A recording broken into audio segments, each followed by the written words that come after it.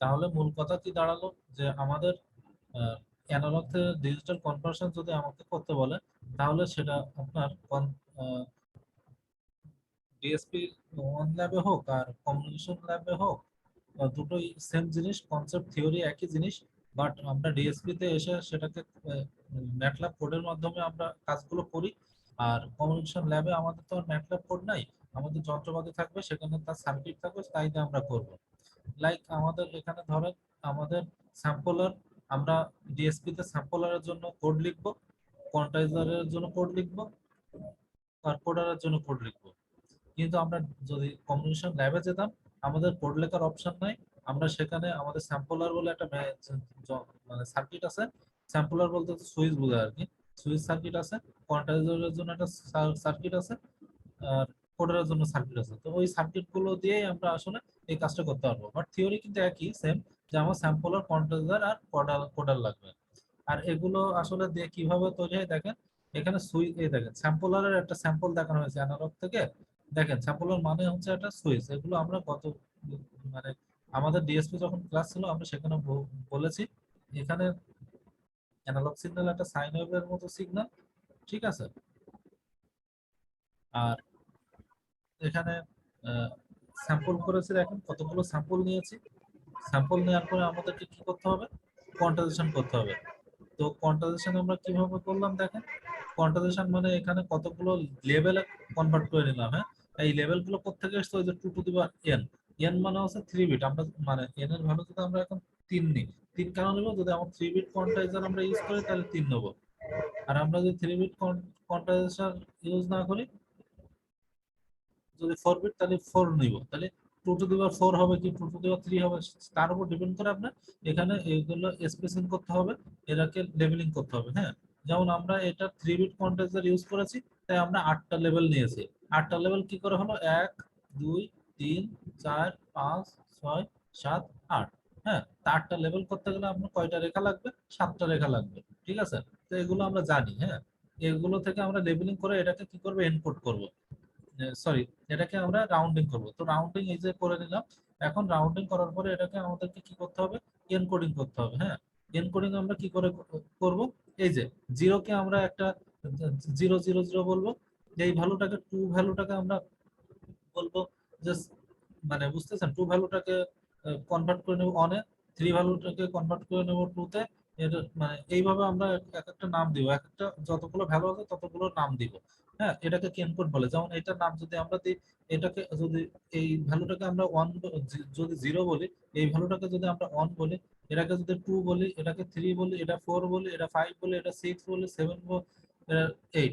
তো আমি আপনি বুঝতেছি যে নাম দেওয়ার পরে এই 0 এখানে আসো মানে এই ভ্যালুটা আসবে, এই 4 ভ্যালুটা আসো, 4 ভ্যালু মানে এই ভ্যালুটা আসো, ঠিক আছে। এটাকে বলে এনকোডিং। এনকোডিং মানে হলো আপনার যে ছদ্মনাম, ঠিক আছে। হ্যাঁ, লাইক আমি এখন সাপোজ আমাদের সিআর কে আমি জসিমউদ্দিন সাহেব না বলে আমি বললাম যে 2 নম্বর সাহেব এখানে আসেন। হ্যাঁ, তা 2 নম্বর সাহেব বলতে আমরা কিন্তু বুঝছি যে জসিমউদ্দিন সাহেব আমাদের সিআর, ঠিক আছে। বাট অন্যরা কিন্তু বুঝতেছে না। তো এনকোডিং ব্যাপারটা এমনই, যে আমার কম্পিউটারে বোঝার জন্য আমাদেরকে ডাটাগুলোকে আসলে বাইনারিতে কনভার্ট করে নিতে হয়। তো বাইনারিতে কনভার্ট করতে গেলে আসলে এই 2 1 3 3 4 5 ভ্যালু গুলোকে, হ্যাঁ, কম্পিউটার ওইভাবে পড়তে পারে না।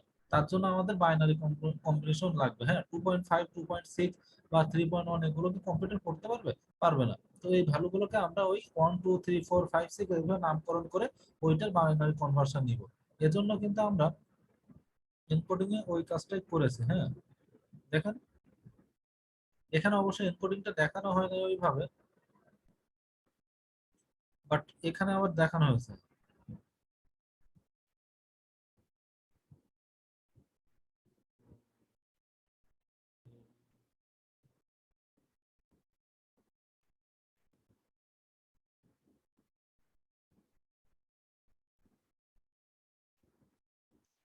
এই হচ্ছে আমাদের কমিউনিকেশন ল্যাবের ল্যাব শিট, দেখা যায়।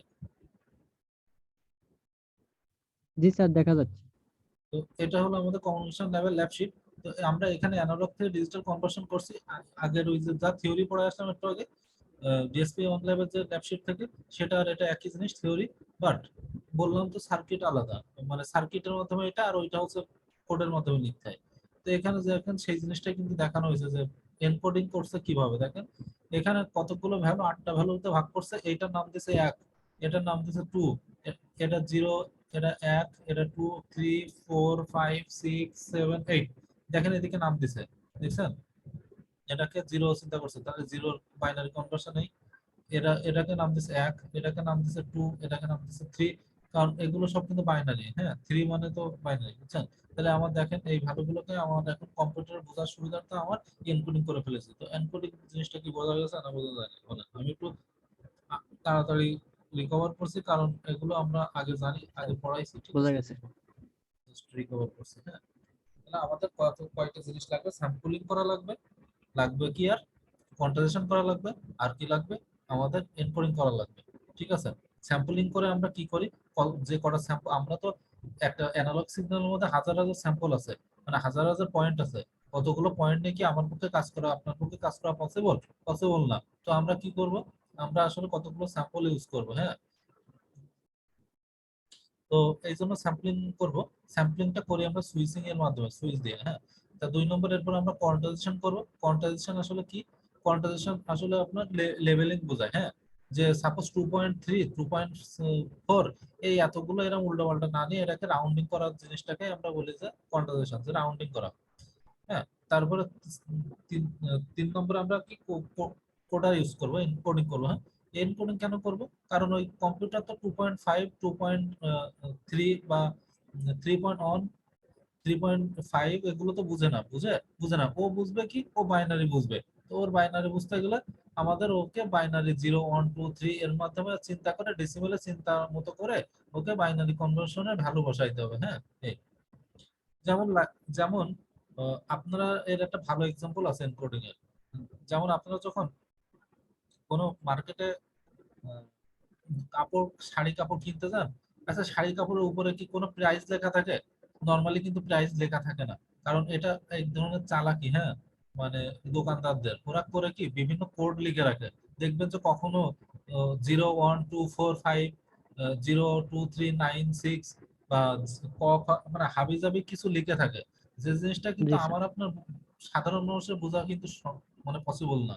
কিন্তু ওরা ওই কোড দিয়ে কিন্তু ওরা বুঝে যে ওইটার দাম কোন রেঞ্জে হবে, কোন রেঞ্জে থাকে, ঠিক আছে?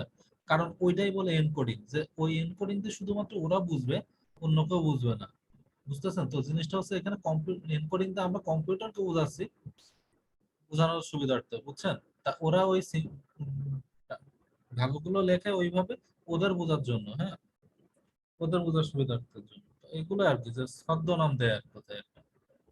তো এখানে অ্যাপারেটাস আমাদের কি কি লাগবে? পট টট লাগবে, আর কি অসিলোস্কোপ লাগবে। অসিলোস্কোপ তো লাগে আপনার আউটপুট দেখার জন্য, হ্যাঁ, ইনপুট আউটপুট গুলো ডিসপ্লে হিসেবে দেখার জন্য। ডিজিটাল ভোল্ট মিটার লাগবে, আচ্ছা। এটা আসলে কি?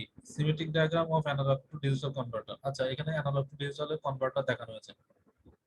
তো আমরা এই অ্যানালগ টু ডিজিটাল কনভার্সন করছি আসলে একটা আইসির মাধ্যমে।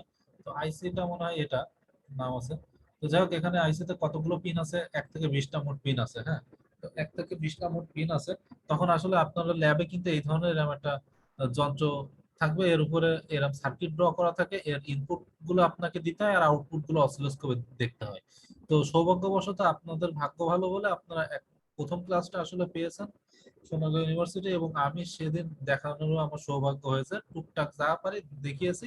তাতে অনেক কিছু আমার আপনারা শিখেছেন, এবং মোটামুটি একটা আইডিয়া চলে এসেছে যে মোটামুটি সবগুলো এইভাবে কোনো না কোনো সার্কিট থাকার, সার্কিট মোটামুটি এভাবেই কানেকশন দেয়া থাকে ইন্টারনালি। এই সার্কিটের ইন্টারনালি কিন্তু এইভাবেই কানেকশন আসলে দেয়া থাকে, হ্যাঁ। তো আপনাকে কি কানেকশন দিতে হয়? আপনাকে ইনপুট গুলো কানেকশন দিতে হয় আর আউটপুট গুলো কানেকশন দিয়ে আপনার চেক করতে হয়, হ্যাঁ। হ্যাঁ, আর ইন্টারনালি কানেকশন না দেওয়া থাকলে এটা সার্কিট দেখে দেখে দেওয়া যায়, কারণ আপনারা কিন্তু অলরেডি যারা ছিলেন প্রথম ক্লাসে ল্যাবে, তারা কিন্তু দেখেছেন কিভাবে সার্কিট কানেকশন দিতে হয়, কি দেখেছেন না?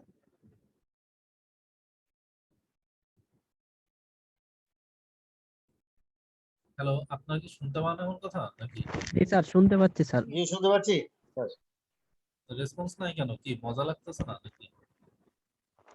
না স্যার, ওই দিন ছিলাম না, তো ওই জন্য রেসপন্স যাই করি হোক, নাই স্যার। তা এখন ব্যাপারটা হলো এই, তো আপনি এখানে এখানে কিন্তু 1 এবং 2 নম্বর পিন শর্ট করা আছে, 3 এবং 5 নম্বর পিন সুইচ দেওয়া আছে একটা 4 নম্বর পিনের সাথে। আর এই পাশে মানে একটা ক্লক দেওয়া আছে 6 7, এভাবে কানেকশন আছে। আচ্ছা, এভাবে কানেকশন আছে মানে আপনি চাইলে এই রেজিস্ট্যান্স গুলোর ভ্যালু চেঞ্জ কম বেশি করতে পারেন। আর এখানে D0 D3 D4 এগুলোতে আসলে আউটপুট নেবেন আর কি, হ্যাঁ। output নিবেন।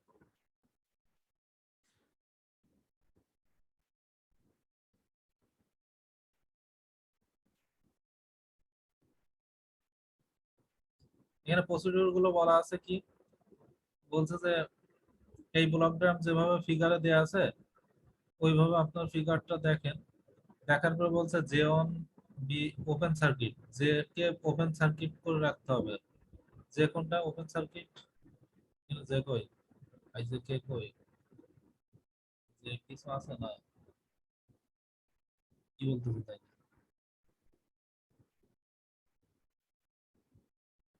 Use the digital voltmeter to measure the reference voltage input port TP1। এখানে টিপ ইনপুট, তাহলে আমাদের এই সার্কিটের ইনপুটটা আসলে কোনটা? এই সার্কিটের ইনপুটটা হচ্ছে টিপি1। টিপি1 খুঁজেন তো, কই আছে এটা?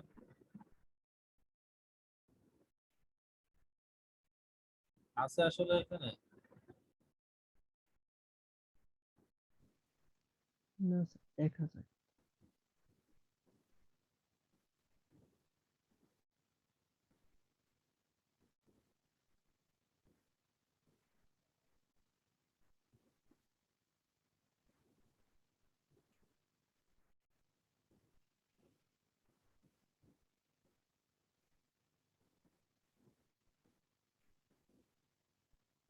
আচ্ছা, এখানে মানে টিপি1 না, এটা আপনার হবে মেবি SW1। SW1। ঠিক আছে, হয়তো বা ভুল করতে পারে ওই ল্যাব শিটে। SW1 কে যদি আপনি ইনপুট চিন্তা করেন, তাহলে এই ইনপুটের জিনিসগুলো আপনি ভ্যারিফাই মানে ভ্যারি করতে পারেন। এই VRON এর ভ্যালুটা চেঞ্জ করে, VRON মানে তো একটা রেজিস্ট্যান্স, ভ্যারিয়েবল রেজিস্ট্যান্স।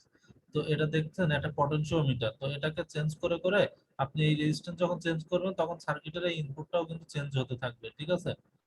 তো এই জিনিসটা বলতেছে এখানে যে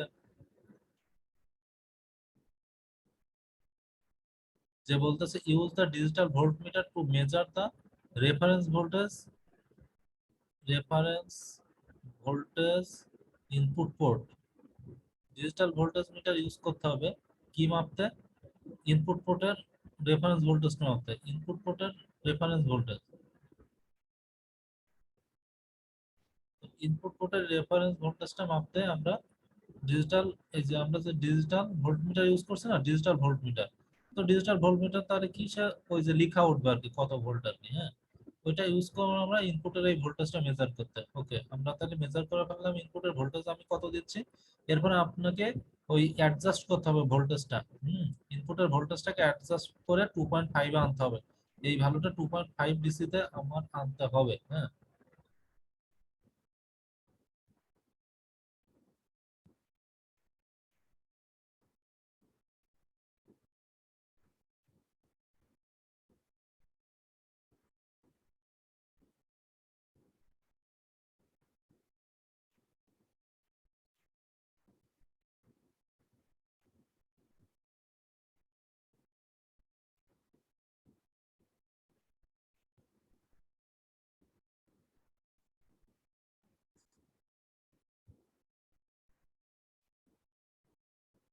2.5 ভোল্টেজ আনার পরে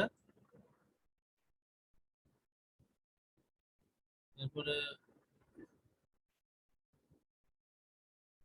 by observing oscillator observe the TP2 and record the measured voltage table by digital input adjustment। আচ্ছা, এখানে TP3 analog signal input 0 voltage। Observe the state of light on represent on। আচ্ছা, এখানে আসলে ঝামেলা আছে, ঝামেলা আছে। ঝামেলাটা কি হলো দেখেন, মানে এরা সার্কিট দিচ্ছে একরকম আর ওখানে লিখছে আর একরকম, টিপি কোনটা এটা তো বুঝতেছি না, হ্যাঁ। যাই হোক, তা আমরা একটা জিনিস, আমি আমি একটা জিনিস বুঝছি আর কি, ঠিক আছে, যে এখানে একটা আইসি আছে, আইসির এই পাশে কতগুলো পিন আছে, এই পাশে কতগুলো পিন আছে। তো এই পিনের জন্য সার্কিট গুলো যেভাবে কানেকশন দেওয়া আছে, তো আমরা কি করব, এখানে ভ্যারিয়েবল রেজিস্ট্যান্স কে মান ভ্যারি করে আমরা ইনপুটের ভ্যারিটা, ইনপুটে কি পরিমাণ ডিসি ভোল্টেজ দিব সেই ভ্যালুটা আপনার মানে চেঞ্জ করা যায় আর কি। হ্যাঁ, তো এখন কথা হচ্ছে যে, তো ইনপুটে আমরা 2.5 ভোল্টেজ দিব, রাখবো, তখন আউটপুটে আমরা ভোল্টেজ দেখবো যে কত আসছে আউটপুট ভোল্টেজটা। এখন আউটপুট, এখন আপনি ল্যাবে গিয়ে ইনপুট আউটপুট জানতে বললে আপনি জাস্ট করে ফেলতে পারবেন। তো করার পরে এখন আপনি দেখবেন যে এই কোনটা লাইট, এই লাইট গুলো কোনটা জ্বলে, ঠিক আছে। তো এই লাইট গুলো জ্বললে আসলে আপনি আউটপুটটা আসলে বুঝতে পারবেন। যেমন ইনপুটে আপনি ধরেন এখন 2.5 দিয়েছেন, ধরেন ইনপুটে আপনি এখন 2.5 দিয়েছেন, এখানে 2.5 এর বদলে আপনি কোন কোন লাইট কোনটা কোনটা জ্বলতেছে, ঠিক আছে, ওই উপর বেস করে বাইনারি চিন্তা করেন। ধরেন এইটা যখন বন্ধ, তাহলে এটাকে জিরো, এটা অন, মানে এইভাবে আপনি বাইনারি কম্বিনেশন করে বের করা যাবে। হ্যাঁ, তো এই জন্য আপনি দেখবেন যখন ভ্যালু, যখন আপনি অ্যানালগ ইনপুটে ভোল্টেজ যখন আপনি জিরো দিবেন, তখন দেখবেন যে কোন কোন লাইট গুলো অন আছে আর কোন কোন লাইট গুলো অফ আছে। হ্যাঁ, এখানে কোন কোন লাইট গুলো অন আছে সেগুলো লিখবেন, যদি এটা অন থাকে অন লিখবেন, এটা অফ থাকলে অফ জিরো লিখবেন, এটা অফ থাকলে জিরো লিখবেন, on লিখে এইভাবে ডাটা টাইপটা ফুলফিল করতে হবে। জিরো ইনপুট, জিরো ভোল্টেজের জন্য তখন লাইট গুলো কোনটা কোনটা জ্বলে আর কোনটা কোনটা জ্বলে না।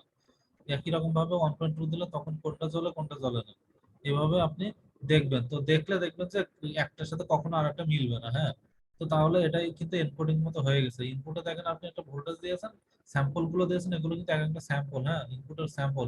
আর আপনি আউটপুটে ঠিক একই রকম ভাবে এনকোডেড ডাটা গুলো পাচ্ছেন বাইনারি কনভার্সনে। ঠিক আছে, কি বোঝা গেছে না বোঝা যায়নি?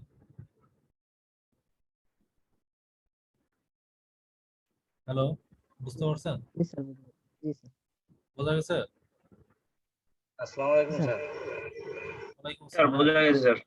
ওকে, তাহলে